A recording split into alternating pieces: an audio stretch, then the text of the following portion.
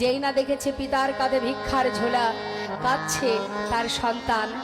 কাত্যায়নী কেঁদে কেঁদে বলছে, স্বামী যে এত বড় জমিদার, যার এত ধন ঐশ্বর্য, এত বিষয় সম্পদের মালিক, যে যার এত সুখ, এত শান্তি, এত তৃপ্তি, এত আনন্দ, সব ফেলে একটা ভিক্ষার ঝুলি কাঁধে নিয়ে এই বেশ আমি দেখতে পারছি না। স্বামী তুমি ঘরে ফিরে চলো। জমিদার লালা বলে উঠলেন, কাত্যায়নী আমার তো যাওয়ার আর কোনো জায়গা নেই, এটাই আমার ঘর, এটাই আমার ঠিকানা, তাই তোমরা যেখান থেকে এসেছো সেখানে চলে যাও, আমি আর কোথাও যাব না।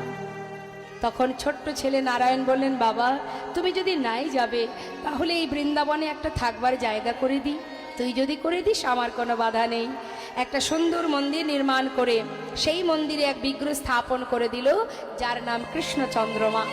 সেই বিগ্রহ সেবা দেবার জন্য এক পূজারীকে রাখা হলো মা, কারণ লালার তো দীক্ষা হয়নি, সে তো ভগবানের সেবা দিতে পারবে না, তাই পূজারী রেখেছে মন্দিরে ভোগ নিবেদনের জন্য।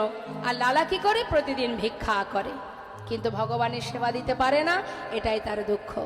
দেখবেন আজও আছে সেই লালা বাবুর মন্দির, যারা বৃন্দাবনে গেছেন রাধাকুণ্ডের পাশেই আছে লালার মন্দির। তো সেই মন্দিরে বিগ্রহ স্থাপনের পর সেবার দায়িত্ব পড়লো এক পূজারীর, লালার সেবা দিতে পারে না বলে সেটাই তার দুঃখ। প্রতিদিন যখন ভগবানের সেবা হয়, আরতি হয়, ওই দরজার কাছে বসে লালা চোখের জলে বুক ভাসিয়ে কাঁদে আর বলে, কি অপরাধ আমার, কেন আমি এখনো পর্যন্ত দীক্ষা পেলাম না, কেন আমি মন্ত্র পাচ্ছি না প্রভু, কেন নিজে হাতে তোমায় সেবা দিতে পারছি না, কি অপরাধ, তুমি একবার মোরে কৃপা করো। প্রতিদিন কাঁদে। হ্যাঁ, হঠাৎ একদিন পূজারীকে বলছে, পূজারী জানো পূজারী, প্রতিদিনই তো ভিক্ষা করি, আজ আর ভিক্ষা করতে ভালো লাগছে না, আমি ওই যে গুহা আছে ওই গুহার মধ্যে বসে বসে একটু ভজন করব, তুমি মন্দিরে ভোগ নিবেদন করে আমাকে একটু প্রসাদ দিয়ে আসবে, কেমন? বেশ, হরি বল। মন্দিরের ভিতরে পূজারীকে এই কথা বলে এবার লালা চলে গেল গুহার মধ্যে, গিয়ে বসে বসে ভজন করছে।